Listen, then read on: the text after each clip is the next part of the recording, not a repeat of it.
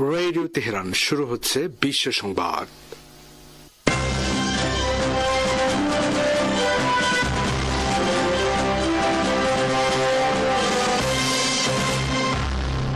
প্রথমেই জানিয়ে দিচ্ছি সংবাদ শিরোনাম।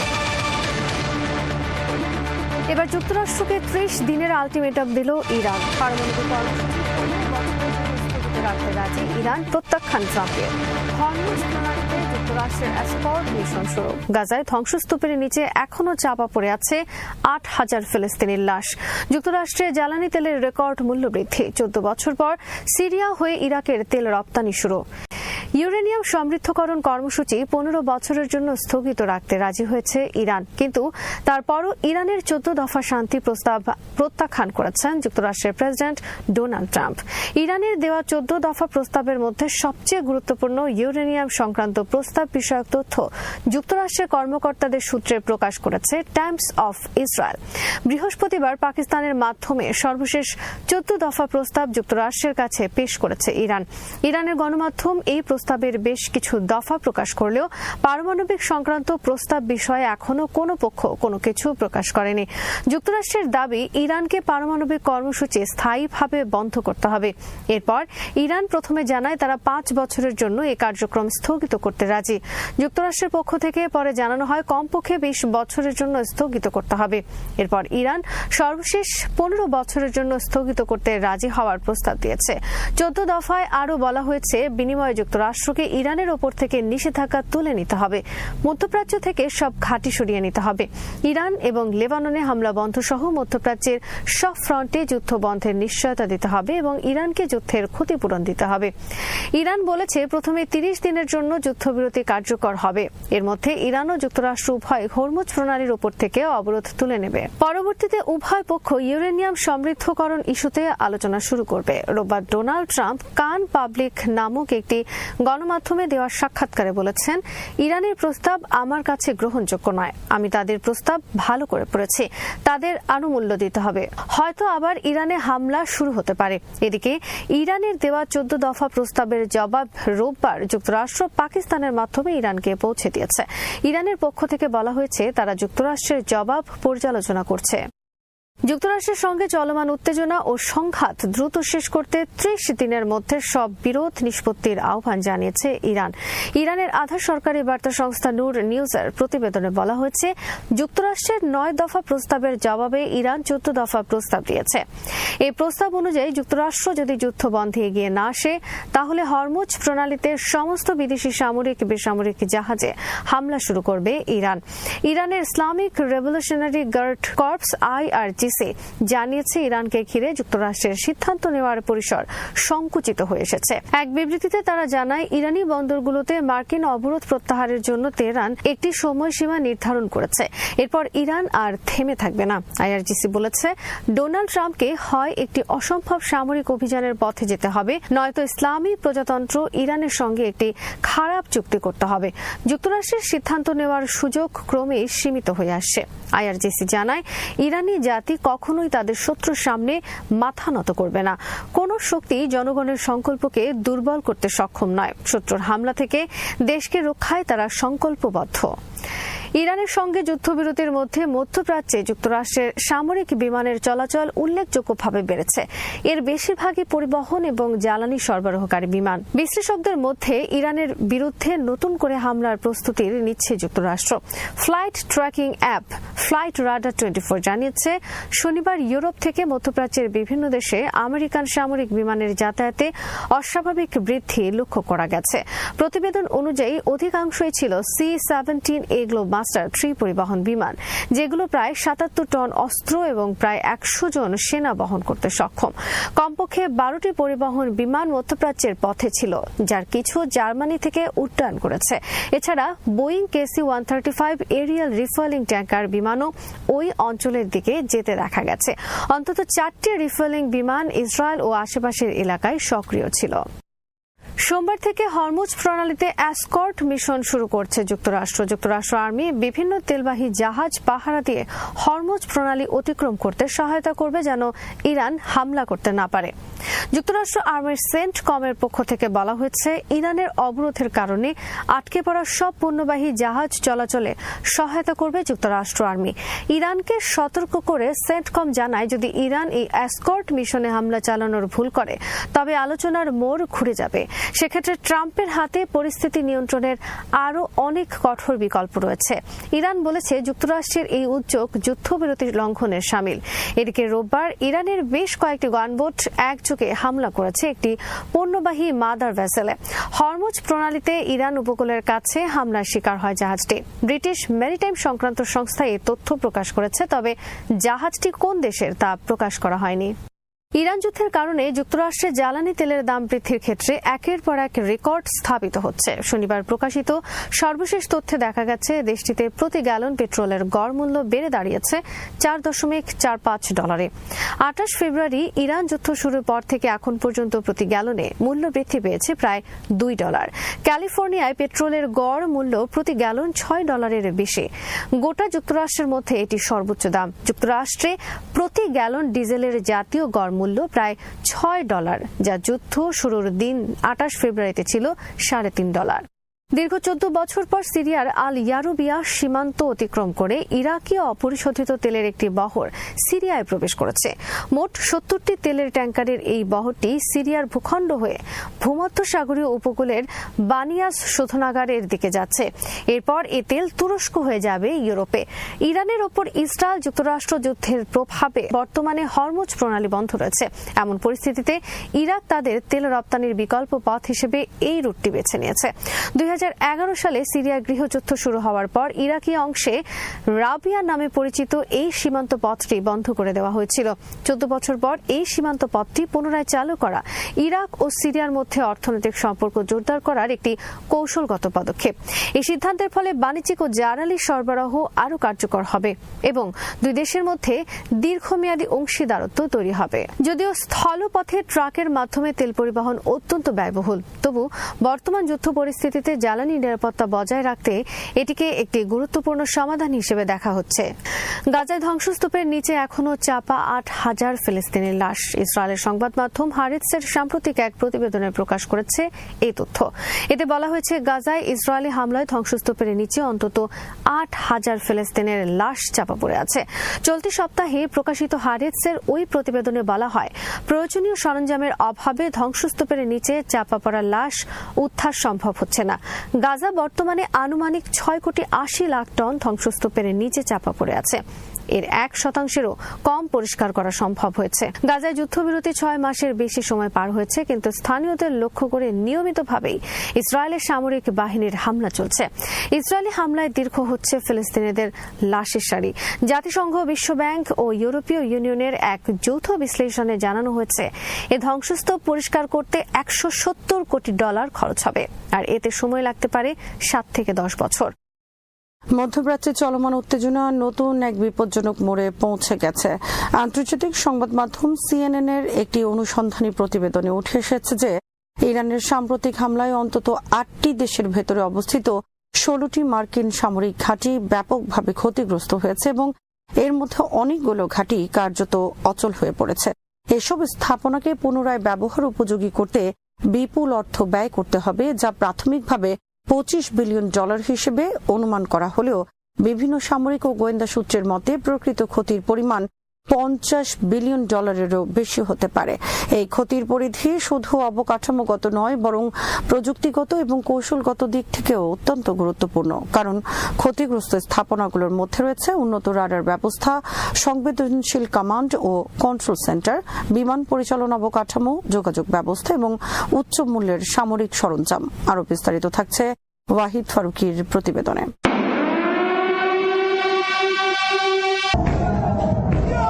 বিশ্লেষকদের মতে এই হামলাগুলো ছিল অত্যন্ত পরিকল্পিত এবং নির্দিষ্ট লক্ষ্যভিত্তিক। ইরান এমন সব স্থাপনাকে টার্গেট করেছে যা সরাসরি যুক্তরাষ্ট্রের সামরিক সক্ষমতাকে প্রভাবিত করে।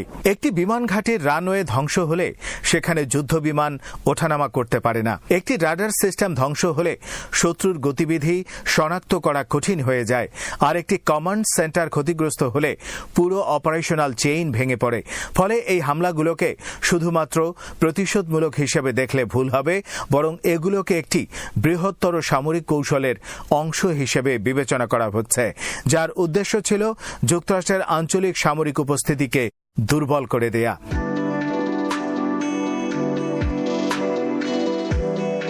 ক্ষতির পরিমাণ নিয়ে যে বিভ্রান্তি তৈরি হয়েছে তার পেছনে বেশ কিছু বাস্তব কারণ রয়েছে। প্রথমত, সামরিক অবকাঠামোর প্রকৃত মূল্য নির্ধারণ করা কঠিন, কারণ অনেক প্রযুক্তি গোপন বা শ্রেণীবদ্ধ। দ্বিতীয়ত, একটি রাডার বা কমান্ড সিস্টেম শুধু হার্ডওয়্যার নয়, এর সঙ্গে যুক্ত থাকে সফটওয়্যার, ডেটা নেটওয়ার্ক, প্রশিক্ষিত জনবল এবং দীর্ঘমেয়াদী অপারেশনাল কাঠামো।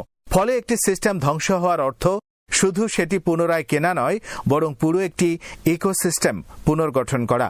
তৃতীয়ত, যুদ্ধক্ষেত্রে ক্ষতির একটি বড় অংশই তাৎক্ষণিকভাবে দৃশ্যমান হয় না, বরং দীর্ঘমেয়াদে প্রকাশিত হয়। এই কারণেই অনেক বিশেষজ্ঞ মনে করছেন প্রকৃত ক্ষতির অঙ্ক সরাসরি হিসেবের চেয়ে অনেক বেশি হতে পারে।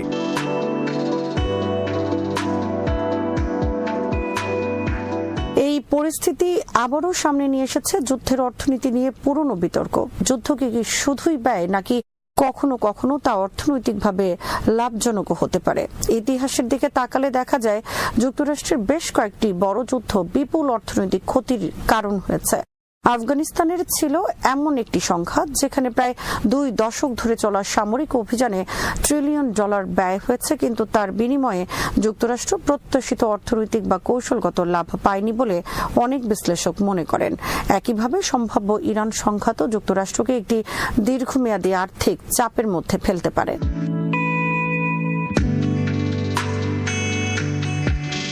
তবে কিছু বিশ্লেষকের মতে সব যুদ্ধ একই রকম নয়। ইরাক যুদ্ধের উদাহরণ টেনে তারা বলেন, এই যুদ্ধটি যুক্তরাষ্ট্রের জন্য একটি ভিন্নধর্মী অর্থনৈতিক কাঠামো তৈরি করেছিল। ইরাক যুদ্ধের পর দেশটির আর্থিক ও তেল খাতের উপর উল্লেখযোগ্যভাবে প্রভাব প্রতিষ্ঠা করা হয়েছিল বলে দাবি করা হয়। কিছু মত অনুযায়ী ইরাকে তেল বিক্রির অর্থ আন্তর্জাতিক আর্থিক ব্যবস্থার মাধ্যমে এমনভাবে প্রবাহিত হয়েছে যা যুক্তরাষ্ট্রের আর্থিক স্বার্থকে শক্তিশালী করেছে। যদিও এই দাবিগুলো নিয়ে তীব্র বিতর্ক রয়েছে এবং অনেক গবেষক এটিকে অতিরঞ্জিত বা আংশিক সত্য বলে মনে করেন, তবুও এটি যুদ্ধকে বিনিয়োগ হিসেবে দেখার একটি দৃষ্টিভঙ্গি তৈরি করেছে।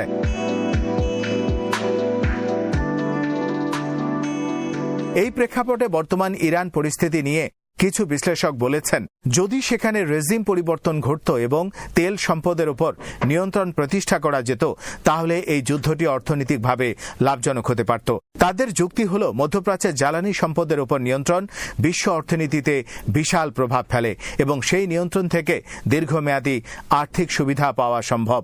তবে এই ধরনের চিন্তাভাবনা আন্তর্জাতিক আইন, রাষ্ট্রের সার্বভৌমত্ব এবং নৈতিকতা দৃষ্টিকোণ থেকে অত্যন্ত বিতর্কিত। আধুনিক বিশ্ব ব্যবস্থায় সরাসরি অন্য দেশের সম্পদের উপর নিয়ন্ত্রণ প্রতিষ্ঠা করা সহজ নয়, বরং এর ফলে দীর্ঘমেয়াদী রাজনৈতিক এবং সামরিক প্রতিক্রিয়া সৃষ্টি হতে পারে।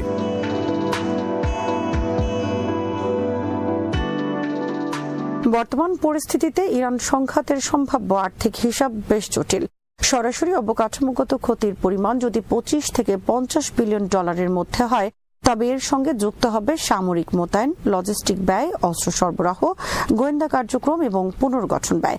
এছাড়া দীর্ঘমেয়াদী প্রভাব হিসেবে থাকবে জ্বালানি বাজারে অস্থিরতা, আন্তর্জাতিক বাণিজ্যে বিঘ্ন এবং বৈশ্বিক অর্থনীতিতে চাপ। সব মিলিয়ে কিছু বিশ্লেষণ অনুযায়ী এই সংঘাত যুক্তরাষ্ট্রের জন্য $200 বিলিয়নেরও বেশি ক্ষতির কারণ হতে পারে।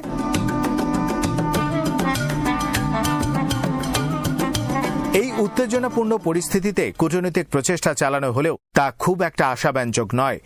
যুক্তরাষ্ট্র ও ইরানের মধ্যে দীর্ঘদিনের অবিশ্বাস, আঞ্চলিক রাজনীতির জটিলতা এবং বিভিন্ন পক্ষের ভিন্ন ভিন্ন স্বার্থের কারণে আলোচনার অগ্রগতি ধীর হয়ে পড়েছে। অনেক ক্ষেত্রে কূটনৈতিক বার্তা আদান প্রদান হলেও বাস্তব অগ্রগতি সীমিত। এর ফলে সামরিক উত্তেজনা কমার বদলে বরং স্থায়ী হয়ে যাওয়ার শঙ্কা তৈরি হয়েছে।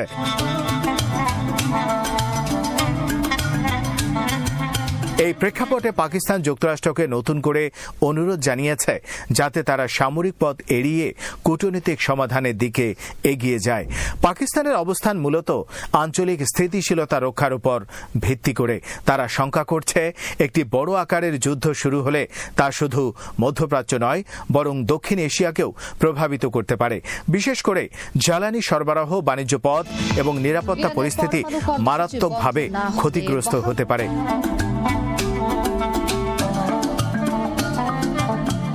অন্যদিকে ইসরায়েল সম্পূর্ণ ভিন্ন অবস্থান নিয়েছে। ইসরায়েলের দৃষ্টিতে ইরান একটি অস্তিত্বগত হুমকি এবং তারা মনে করে এই হুমকি পুরোপুরি নিষ্ক্রিয় না করা পর্যন্ত যুদ্ধ শেষ করা উচিত নয়। তাদের মতে অসমাপ্ত সংঘাত ভবিষ্যতে আরও বড় বিপদের কারণ হতে পারে। ফলে তারা যুদ্ধকে একটি নির্দিষ্ট ফলাফল ছাড়া শেষ করার বিরুদ্ধে অবস্থান নিয়েছে বলে বিভিন্ন কূটনৈতিক সূত্রে জানা গেছে। এই অবস্থান যুক্তরাষ্ট্রের উপরও চাপ তৈরি করছে, কারণ মধ্যপ্রাচ্যে ইসরায়েল যুক্তরাষ্ট্রের একটি গুরুত্বপূর্ণ মিত্র।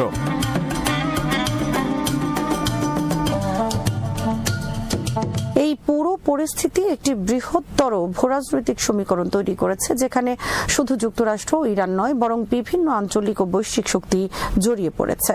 উপসাগরীয় দেশগুলো তাদের নিরাপত্তা নিয়ে উদ্বিগ্ন। তুরস্ক আঞ্চলিক ভারসাম্য রক্ষার চেষ্টা করছে, আর চীন ও রাশিয়ার মতো শক্তিগুলো পরিস্থিতি নিবিড়ভাবে পর্যবেক্ষণ করছে এবং নিজেদের কৌশল নির্ধারণ করছে। ফলে এই সংঘাত একটি বহুমাত্রিক সংকটে পরিণত হয়েছে, যার প্রভাব বিশ্ব রাজনীতি ও অর্থনীতির উপর দীর্ঘমেয়াদে পড়তে পারে।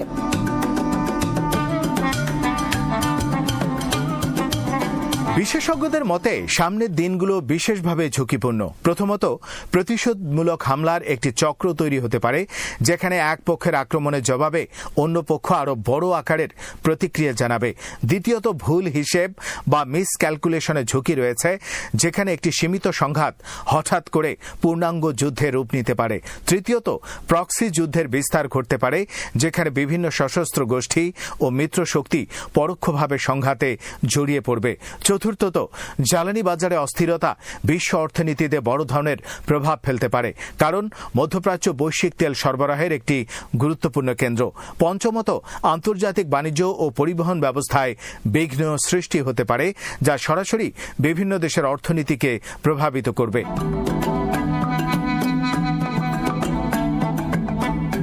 এই প্রেক্ষাপটে একটি গুরুত্বপূর্ণ প্রশ্ন উঠে আসে, এই সংঘাতের শেষ কোথায়? ইতিহাস দেখিয়েছে মধ্যপ্রাচ্যের যুদ্ধগুলো সাধারণত দীর্ঘস্থায়ী হয় এবং দ্রুত সমাধান পাওয়া কঠিন হয়ে যায়। কূটনৈতিক প্রচেষ্টা ব্যর্থ হলে সামরিক উত্তেজনা আরও বাড়তে পারে, আর সামরিক সংঘাত বাড়লে কূটনৈতিক সমাধানের পথ আরও সংকীর্ণ হয়ে যায়। ফলে একটি দুষ্ট চক্র তৈরি হয়, সেখান থেকে বের হওয়া কঠিন হয়ে যায়। একই সাথে এই পরিস্থিতি আধুনিক যুদ্ধের একটি বাস্তব চিত্র তুলে ধরে, যেখানে শুধু সৈন্য বা অস্ত্র নয় বরং প্রযুক্তি, তথ্য, অর্থনীতি এবং কৌশলগত প্রভাব একসাথে কাজ করে। একটি রাডার সিস্টেম ধ্বংস করা মানে শুধু একটি যন্ত্র ধ্বংস করা নয়, এটি একটি পূর্ণাঙ্গ নজরদারি ব্যবস্থাকে অকার্যকর করে দেয়া। একটি কমান্ড সেন্টার ধ্বংস করা মানে একটি পুরো অপারেশনাল কাঠামো ভেঙে ফেলা। ফলে আধুনিক যুদ্ধের প্রভাব অনেক গভীর এবং বহুমাত্রিক।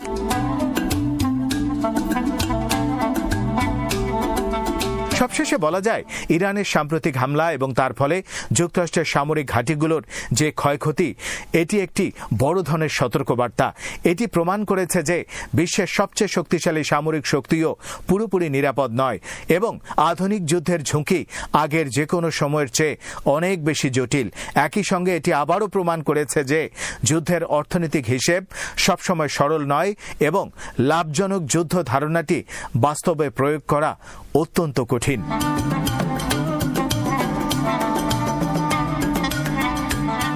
সামনের দিনগুলোতে পরিস্থিতি কোন দিকে যাবে তা এখনো অনিশ্চিত। তবে একটি বিষয় পরিষ্কার, এই সংঘাত শুধু মধ্যপ্রাচ্যের মধ্যে সীমাবদ্ধ থাকবে না, বরং এর প্রভাব বৈশ্বিক পর্যায়ে অনুভূত হবে।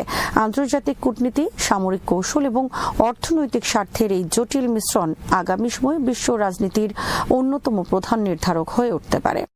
ইরানের সামুদ্রিক বাণিজ্যের উপর যুক্তরাষ্ট্রের আরোপিত তথাকথিত অবরোধ কোনো কাজে আসছে না বলে জানিয়েছে ইরানের অ্যাসোসিয়েশন অব শিপিং কোম্পানিজ। সংগঠনটির পক্ষ থেকে জানানো হয়েছে, ইরানের দক্ষিণ উপকূলের প্রতিটি বন্দর বর্তমানে সচল রয়েছে এবং জাহাজগুলোতে পণ্য লোডিং আনলোডিং সেবা বিরতিহীনভাবে চলছে। রোববার এক বিবৃতিতে অ্যাসোসিয়েশনের সেক্রেটারি মাসুদ পালমেহ বলেন, বেসরকারি খাত এবং সরকারের যৌথ প্রচেষ্টায় ইরানের বন্দরগুলোর কার্যক্রম স্বাভাবিক গতিতে চলছে। ওয়াশিংটন অবরোধ ঘোষণার পর থেকে এখন পর্যন্ত একটি অপারেশনও বন্ধ হয়নি। তিনি স্পষ্ট করেন, দেশের বন্দরগুলোতে জাহাজের প্রবেশ, প্রস্থান এবং পণ্য খালাসের কাজ নিয়মিতভাবে চলছে। কোনো পরিস্থিতিতেই কোনো বন্দর বন্ধ করা হয়নি। তার মধ্যে পারস্য উপসাগর এবং ওমান সাগরে ইরানের বাণিজ্য রুদ্ধ করতে যুক্তরাষ্ট্র ব্যর্থ হয়েছে। এই অবরোধ মূলত একটি মনস্তাত্ত্বিক যুদ্ধ ছাড়া আর কিছুই নয়। তিনি জানান, ইরানের হাজার হাজার কিলোমিটার স্থল ও সমুদ্র সীমা এবং 12টি প্রতিবেশী দেশের সঙ্গে সরাসরি সংযোগ থাকায় মার্কিন অবরোধ এড়িয়ে চলা সহজ হচ্ছে। ইরান বর্তমানে বিকল্প নৌ এবং স্থলপথ ব্যবহার করছে। বিশেষ করে রাশিয়া ও চীনের মতো প্রধান অর্থনৈতিক অংশীদারদের সঙ্গে বাণিজ্য বৃদ্ধির মাধ্যমে বাণিজ্যের ভারসাম্য বজায় রাখা হচ্ছে। মাসুদ পালমেহ বলেন, কিছু ক্ষেত্রে জাহাজের চলাচলের প্রতিবন্ধকতা তৈরির চেষ্টা করা হলেও ইরানের সেই পরিস্থিতি মোকাবেলা করার সক্ষমতা রয়েছে। প্রতিদিন অসংখ্য জাহাজ ইরানের জলসীমায় আসা যাওয়া করছে, যা মার্কিন দাবির অসারতা প্রমাণ করে। আঞ্চলিক রাজনৈতিক অস্থিরতা এবং সামুদ্রিক অবরোধের মুখে নিজেদের সাপ্লাই চেইন সুরক্ষিত করতে বড় ধরনের কৌশলগত পরিবর্তন এনেছে ইরান। দীর্ঘ কূটনৈতিক প্রচেষ্টার পর সংযুক্ত আরব আমিরাতের বন্দরগুলোর বিকল্প হিসেবে পাকিস্তানের বন্দর ও ভূখণ্ড ব্যবহারের আনুষ্ঠানিক প্রক্রিয়া শুরু করেছে তেহরান। সম্প্রতি পাকিস্তানের বাণিজ্য মন্ত্রণালয় ট্রানজিট করিডোর সক্রিয় করার লক্ষ্যে একটি আনুষ্ঠানিক আদেশ জারি করেছে। এর ফলে এখন থেকে তৃতীয় দেশ থেকে আসা যে কোনো পণ্য পাকিস্তানের ভূমি ব্যবহার করে অনায়াসেই ইরানে পৌঁছাতে পারবে। ইরানের বাণিজ্যের জন্য পাকিস্তানের 3টি প্রধান সমুদ্র বন্দর গোয়াদার, করাচি এবং কাসিম এখন থেকে উন্মুক্ত থাকবে। এসব বন্দর থেকে পণ্য খালাস করে সড়ক পথে বেলুচিস্তানের গাবধ এবং তাফতান সীমান্ত দিয়ে সরাসরি ইরানে প্রবেশ করবে। পাকিস্তান সরকারের নতুন আদেশের ফলে ট্রানজিট পণ্য চলাচলে এখন আর কোনো আইনি বাধা থাকছে না। দীর্ঘ সময় ধরে ইরান তাদের আমদানিকৃত পণ্যের একটি বড় অংশ এবং রি-এক্সপোর্ট কার্যক্রম সংযুক্ত আরব আমিরাতের জেবেল আলী বন্দরের মাধ্যমে সম্পন্ন করে আসছিল। তবে সাম্প্রতিক সময়ে পারস্য উপসাগরীয় অঞ্চলে নৌ অবরোধের কড়াকড়ি এবং ভূরাজনৈতিক অস্থিরতার কারণে এই রুটটি ইরানের জন্য ঝুঁকিপূর্ণ হয়ে পড়ে। বিশ্লেষকদের মতে, পাকিস্তানি করিডোর ব্যবহারের ফলে ইরানের সরবরাহ ব্যবস্থা এখন আগের চেয়ে অনেক বেশি নিরাপদ এবং স্থিতিশীল হবে। একক কোনো বন্দরের ওপর নির্ভরতা কমিয়ে বাণিজ্যে বৈচিত্র্য আনতে পারবে তেহরান। এই পদক্ষেপের মাধ্যমে প্রতিবেশী দেশ পাকিস্তানের সঙ্গে ইরানের অর্থনৈতিক ও কৌশলগত সম্পর্ক আরও দৃঢ় হলো। এই নতুন করিডোরটি কেবল ইরানের পণ্য সরবরাহের পথই প্রশস্ত করবে না, বরং দক্ষিণ এশিয়া ও মধ্যপ্রাচ্যের বাণিজ্যিক মানচিত্রে এক নতুন সমীকরণ তৈরি করবে বলে ধারণা করা হচ্ছে। অত্যাধুনিক মারণাস্ত্রে সজ্জিত শত্রুপক্ষের বিরুদ্ধে যুদ্ধে চূড়ান্ত বিজয় ইরানের সশস্ত্র বাহিনীরই হবে বলে মন্তব্য করেছে ইসলামী বিপ্লবী গার্ড বাহিনী বা IRGC। সংস্থাটি জানিয়েছে, আশুরা সংস্কৃতি এবং অপমান মেনে না নেওয়ার আদর্শই হবে এই বিজয়ের মূল চালিকা শক্তি। রোববার রাতে IRIB নিউজ নেটওয়ার্ককে দেওয়া এক সাক্ষাৎকারে IRGCর নবনিযুক্ত মুখপাত্র ব্রিগেডিয়ার জেনারেল হোসেন মোহাবি এই প্রত্যয় ব্যক্ত করেন। শহীদ ব্রিগেডিয়ার জেনারেল আলী মোহাম্মদ নাঈ স্থলাভিষিক্ত হওয়ার পর এটি তার প্রথম আনুষ্ঠানিক বক্তব্য। তিনি বলেন, আজকের যুদ্ধে আমাদের মডেল হলো কারবালার আশুরা, অর্থাৎ একটি অসম যুদ্ধে অবিচল থাকা ও পিছু না হটা। 28 ফেব্রুয়ারি শুরু হওয়া মার্কিন ইসরায়েলি আগ্রাসনের কথা উল্লেখ করে IRGC মুখপাত্র স্বীকার করেন, শত্রুপক্ষ সমর শস্ত্রে অনেক এগিয়ে। তারা সর্বশেষ প্রযুক্তির রক্ষণাত্মক এবং আক্রমণাত্মক সরঞ্জাম নিয়ে এসেছে। মোহাবি জোর দিয়ে বলেন, সরঞ্জাম কম থাকলেও আমাদের আধ্যাত্মিক শক্তি আমাদের তাদের বিরুদ্ধে রুখে দাঁড়ানোর সাহস জুগিয়েছে। আমাদের যোদ্ধাদের সামনে দুটি পথ খোলা, বিজয় অথবা শাহাদাত, আর শাহাদাত আমাদের কাছে পরম সৌভাগ্যের বিষয়। এদিকে IRGCর গোয়েন্দা সংস্থা তাদের অফিসিয়াল এক্স হ্যান্ডেলে জানিয়েছে, ইরানের বিরুদ্ধে ডোনাল্ড ট্রাম্পের হাতে এখন বিকল্প পথ অত্যন্ত সীমিত হয়ে পড়েছে। ট্রাম্পকে এখন হয় ইরানের বিরুদ্ধে একটি অসম্ভব সামরিক অভিযান বেছে নিতে হবে, অথবা তেহরানের শর্ত মেনে তার ভাষায় একটি খারাপ চুক্তিতে সই করতে হবে। যুক্তরাষ্ট্র ও ইসরায়েলের শুরু করা যুদ্ধ স্থায়ীভাবে বন্ধের লক্ষ্যে ইরান একটি পূর্ণাঙ্গ প্রস্তাব জমা দেওয়ার পর এই মন্তব্য করল তেহরান। IRGC মনে করছে, ইরানের দেওয়া এই প্রস্তাবের মাধ্যমে বল এখন ট্রাম্পের কোর্টে। যুদ্ধ নামের যে চোরাবালিতে যুক্তরাষ্ট্র আটকে গেছে সেখান থেকে মান সম্মান বাঁচিয়ে বের হওয়ার পথ খুঁজছে ওয়াশিংটন। সংস্থাটি তাদের পোস্টে উল্লেখ করেছে, পেন্টাগনের জন্য ইরান অবরোধের সময়সীমা বেঁধে দিয়েছে। চীন, রাশিয়া ও ইউরোপ এখন ওয়াশিংটনের বিরুদ্ধে সুর পাল্টেছে। কংগ্রেসের কাছে ট্রাম্পের চিঠি এবং ইরানের আলোচনার শর্ত মেনে নেওয়ার ইঙ্গিত এসবের একটাই অর্থই দাঁড়ায়, আর তা হলো ট্রাম্পকে এখন হয় একটি অসম্ভব সামরিক অভিযান অথবা ইরানের সঙ্গে একটি খারাপ চুক্তির মধ্যে যে কোনো একটিকে বেছে নিতে হবে। ইরানের দেওয়া 14 দফা শান্তি প্রস্তাবের বিপরীতে যুক্তরাষ্ট্রের পক্ষ থেকে আনুষ্ঠানিক জবাব পাওয়ার কথা নিশ্চিত করেছে তেহরান। রোববার এক টেলিভিশন সাক্ষাৎকারে ইরানের পররাষ্ট্র মন্ত্রণালয়ের মুখপাত্র ইসমাইল বাকাই জানান, পাকিস্তানি মধ্যস্থতাকারীদের মাধ্যমে ওয়াশিংটন এই উত্তর পাঠিয়েছে এবং বর্তমানে ইরান নথিটি পর্যালোচনা করছে।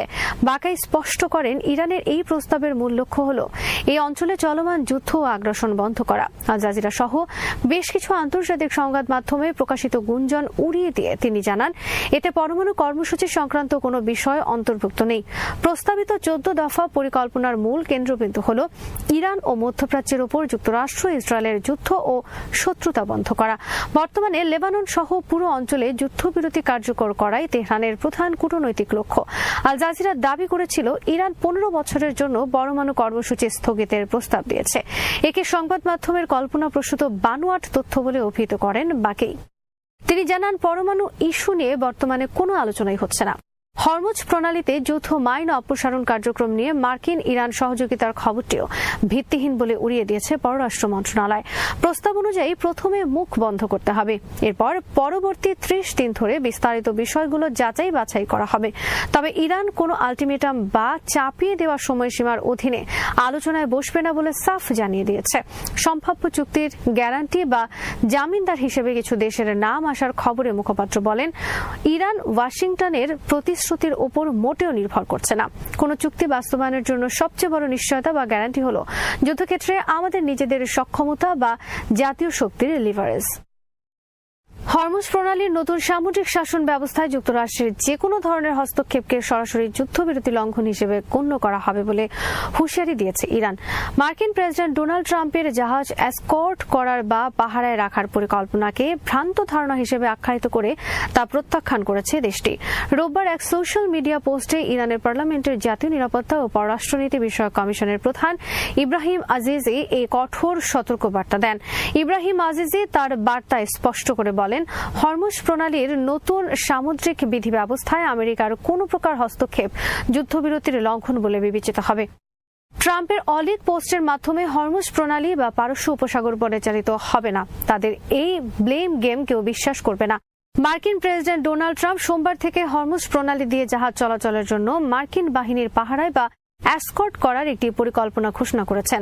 তিনি এই অভিযানের নাম দিয়েছেন প্রজেক্ট ফ্রিডম। ট্রাম্প এই পদক্ষেপকে একটি মানবিক উদ্যোগ হিসেবে দাবি করেছেন। তার মতে, অবরোধের কারণে যেসব জাহাজে খাদ্য ও প্রয়োজনীয় রসদ ফুরিয়ে আসছে তাদের সহযোগিতার জন্য এই ব্যবস্থা।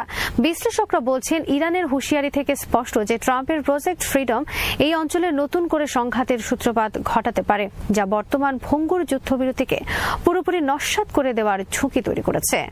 চীনের পররাষ্ট্র মন্ত্রণালয়ের মুখপাত্র মাও নিং বলেছেন, হরমুজ প্রণালীতে নৌ চলাচল ব্যাহত হওয়ার প্রধান কারণ ইরানের বিরুদ্ধে যুক্তরাষ্ট্র ইসরায়েলের অবৈধ সামরিক অভিযান। ইরানের বিদ্যুৎ কেন্দ্রগুলোতে হামলা ও আগ্রাসন অব্যাহত রাখার বিষয়ে ট্রাম্পের নতুন হুমকির কথা উল্লেখ করে তিনি বলেন, সামরিক উপায়ে সমস্যার মৌলিক সমাধান করা যায় না এবং সংঘাতের বৃদ্ধি কোনো পক্ষেরই স্বার্থ রক্ষা করবে না। রয়টার্স জানিয়েছে, চীন মধ্যপ্রাচ্য যুদ্ধবিরতির জন্য তার আহ্বান পুনর্ব্যক্ত করেছে এবং দেশটির পররাষ্ট্রমন্ত্রী ওয়াং ই যুদ্ধ শেষ করার জন্য কূটনৈতিক প্রচেষ্টা আরও বাড়িয়েছেন।